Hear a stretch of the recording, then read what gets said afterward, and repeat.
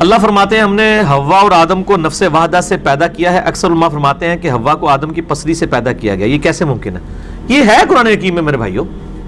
اللہ تعالیٰ نے سورۃ النساء کے شروع میں ارشاد فرمایا اعوذ باللہ من الشیطان الرجیم بسم اللہ الرحمن الرحیم. سورۃ النساء آیت نمبر سٹارٹ کیا ہے یا ایھا الناس اتقوا ربکم الذی خلقکم من نفس واحدہ. اے لوگو اس رب کا تقوی اختیار کرو جس نے تمہیں ایک جان سے پیدا کیا. وخلق منھا زوجھا اور اسی جان سے اس کا جوڑا بنایا. یہ تو قرآن میں بھی آیا ہے کہ ایک آدم سے تمہیں پیدا کیا اور آدم کا جوڑا آدم میں سے بنایا. وبث بنہما پھر ان دونوں سے بسا دیے رجالا کثیرا ونساء کثرت کے ساتھ جو ہے وہ مرد اور عورتیں. اللہ تعالیٰ ہمارا اس رب کی عبادت کرو جس نے ایک جان سے تمہیں پیدا کیا اسی جان سے اس کا جوڑا بنایا. یعنی بخاری مسلم میں پھر ڈیٹیل آئی ہے کہ آدم علیہ السلام کی پسلی سے اما حوا پیدا ہوئی اور پھر ان کے جوڑے سے آگے چلا. اب اس کی ڈیٹیل ہمیں نہیں بلکہ اسرائیلی روایات میں ملتا ہے کہ صبح کے وقت ایک جوڑا پیدا ہوتا تھا, ایک شام کے وقت جو صبح کے وقت جوڑا ہوتا تھا اس کا جو میل تھا وہ شام والی کی فیمیل کے ساتھ اس کی شادی ہوتی تھی, شام والی کی کہ میل کی صبح کے فیمیل کے ساتھ. اس وقت ظاہر ہے وہ شرعی احکام اس طرح نہیں تھے. اگلی شریعتوں میں تو یہ بھی تھا کہ آپ ایک مرد دو بہنوں کو بھی عقد میں رکھ سکتا تھا. حضرت یوسف علیہ السلام کی والدہ اور باقی بھائیوں کی والدہ دونوں بہنیں تھیں آپس میں, دونوں حضرت یعقوب علیہ السلام کی عقد میں تھی. ہماری شریعت میں سے حرام کر دیا گیا. تو اس وقت آدم علیہ السلام جب پیدا ہوئے اس وقت اللہ تعالیٰ نے اس کی اجازت رکھی تھی, لیکن اس میں بھی کراس میچ رکھا ہوا تھا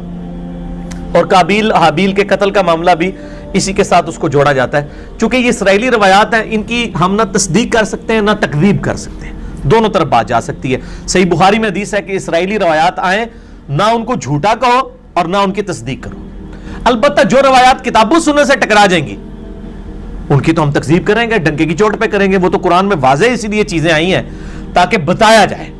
کہ بھئی یار یہ معاملہ نہیں ہے. جیسا کہ یوسف علیہ السلام کا جو واقعہ اگر آپ تورات میں پڑھ کے دیکھیں اس میں بڑی بےہودہ چیزیں ہیں, اور جب قرآن میں وہ واقعہ ہے تو اللہ تعالیٰ نے ان چیزوں کو کنڈیم کر کے یوسف علیہ السلام کا ایک بہترین کریکٹر پیش کیا. اس کی بنیاد پہ یوسف علیہ السلام پہ جو جھوٹ باندھے گئے ہیں تحریف شدہ تورات کے اندر, علماء نے ظاہر تعریف کی ہے, ہم ان کو کنڈیم کریں گے. لیکن جہاں پہ ہمارے پاس کوئی نالج نہیں ہے تو ہم نہیں کریں گے.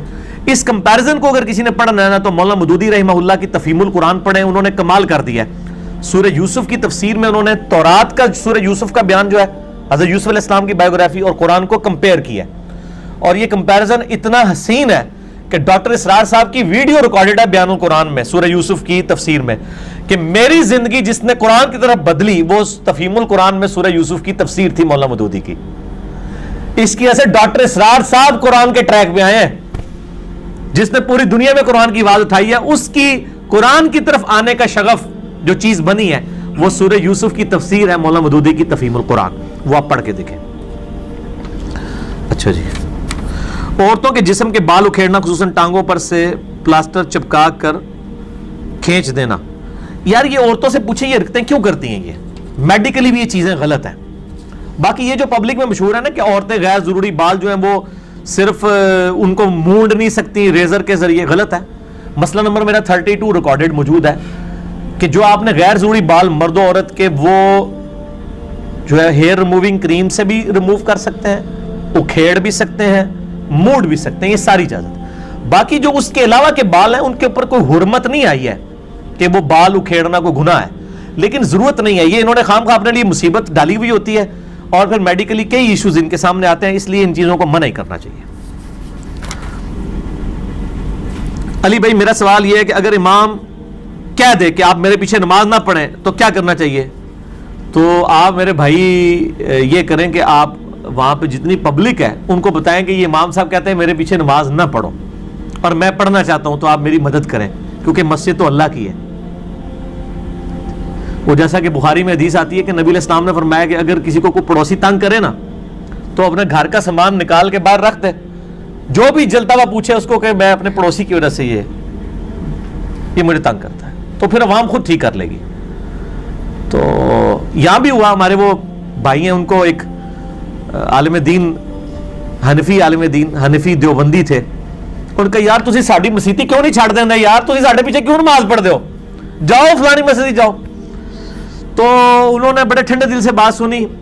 اور انہوں نے کہا کہ بھئی ہم اس لیے آپ کے پیچھے نماز پڑھتے ہیں کہ سنن الکبریٰ البیہقی میں صحیح سند کے ساتھ ہے کہ عبداللہ بن عمر کہتے ہیں کہ جب تک خوارج کی مسجدوں سے حی علی الصلاح حی علی الفلاح کی اذان کی آواز آئے گی اور ہمیں یہ سلام کریں گے، ہم ان کے سلام کا جواب بھی دیں گے، اذانوں کا جواب بھی دیں گے، ان کے پیچھے نمازیں بھی پڑھیں گے، اور جب یہ ہمیں کہیں گے کہ ہم اپنے مسلمان بھائیوں کو قتل کریں پھر ہم ان کا ساتھ نہیں دیں گے۔ تو اگر خوارج کے ساتھ یہ اس نے سلوک ہو سکتا ہے تو ہم تو آپ کو خارجی بھی نہیں سمجھتے، اہل سنت کا ہی ایک آف شوٹ سمجھتے ہیں۔ تو جب تک آپ حی علی الصلاح حی علی الفلاح اپنی مسجدوں سے کہتے رہیں گے ہم آپ کے پیچھے نمازیں پڑھتے رہیں گے کیونکہ ہم نے عبداللہ بن عمر کے پیچھے چلنا ہے۔ وہ کہتے ہیں یار تو رکے نہیں کہاں سمجھائیے، ٹھیک ہے؟ تو ہم ہر بات کا جواب دلیل کے ساتھ دیں گے کہ جو آپ کو کہتا ہے میرے پیچھے نماز نہ پڑھو، اس کو کوئی بھی عبداللہ بن عمر تو کہہ رہے ہیں کہ خوارج کے پیچھے بھی پڑھنی ہے، تو اس کا ایک ہی حل ہے کہ آپ اپنی مسجد سے اذان دینی چھوڑ دیں۔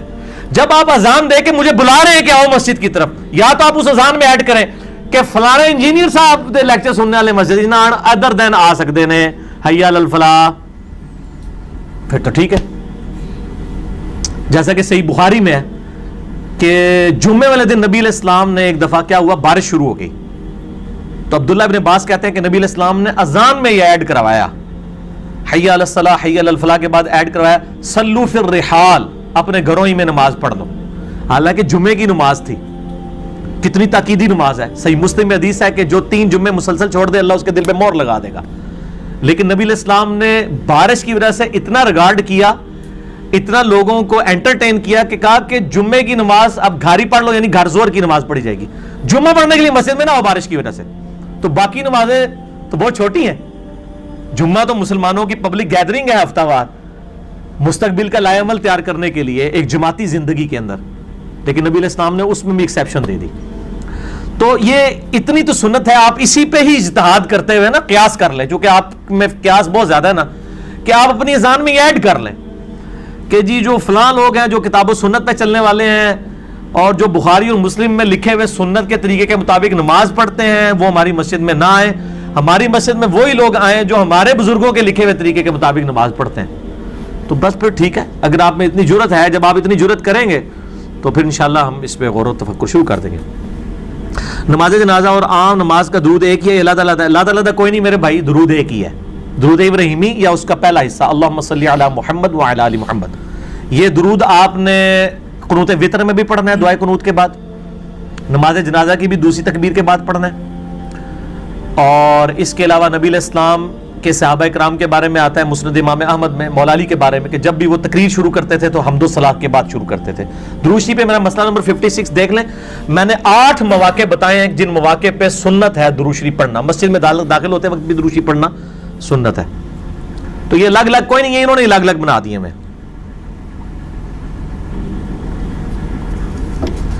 پاکستان، بنگلہ دیش، انڈیا میں سب سے زیادہ امام حنیفہ رحمہ اللہ کے مقلدین ہیں جو نہ رفع دین کرتے ہیں نہ امام کے پیچھے فاتحہ پڑھتے ہیں، ان کی نمازیں کیسی ہیں؟ ان کی نمازوں کی آپ ٹینشن نہ کریں، آپ یہ فائدہ آپ اللہ کا شکر ادا کریں کہ آپ کو مرنے سے پہلے یہ بات پتہ چل گئی ہے کہ یہ بات صحیح ہے، ان کا معاملہ آپ اللہ پہ چھوڑیں۔ آپ تو ہم سے یزید کے بارے میں بھی پوچھیں گے نا کہ اس کے ساتھ آخرت میں کیا ہوگا، ہم اس سے سخت نفرت رکھتے ہیں، اس کے خلاف لیکچرز ریکارڈ کرواتے ہیں، پھر بھی آخرت کا فیصلہ ہم اس کی نہیں کرتے، تو چاہے ان لوگوں کی آپ بات کریں، ان کا معاملہ اللہ کے سپرد ہے، آپ بس دعوت کا کام کریں۔ استخارہ کرنا صحیح ہے تو اس کا طریقہ کیا ہے؟ استخارہ بالکل صحیح ہے، مشکات میں آپ پہلی جلد کے اندر ہی نفلی عبادت والا جو چیپٹر ہے اس کے اندر آپ کو مل جائے گا اس کا طریقہ۔ صحیح بخاری میں باقاعدہ کتاب الدعوات چیپٹر میں استخارہ کی پوری دعا ہے۔ استخارہ جو ہے نا وہ کسی کام کے بارے میں اللہ سے مشورہ ہوتا ہے، اس میں کوئی خواب نہیں آنی ہوتی ہے، کوئی سرخ یا سبز رنگ نہیں نظر آنا ہوتا ہے، یہ ایویں لکھا ہوا ہے، وہ اس میں یہ ہے کہ اللہ تعالیٰ آپ کا دل ٹھوک دے گا خود۔ 2 نفل پڑھنے آپ نے جس وقت مرضی پڑھیں جو نفل نماز کا وقت ہے، اور بہتر رات کو سونے سے پہلے پڑھ لیں،